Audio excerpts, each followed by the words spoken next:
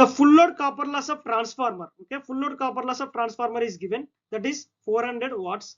At off load, okay, off load daggara the copper losses any, okay, what is the copper loss, okay, full load copper loss is given, okay, copper loss at full load is 400 watts, okay.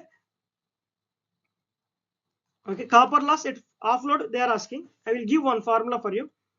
Copper loss at x load, at x load is equal to x square into copper loss at full load, okay. We have to find copper loss at off load. Off load is equal to x square, x square means off load, off means 1 by 2, 1 by 2 whole square into copper loss at full load. Copper loss at full load is 400 watts, okay, 400. 1 by 2 square, 1 by 2 square is equal to 1 by 4 into 400, okay, 4 ones are 4 hundreds are, okay.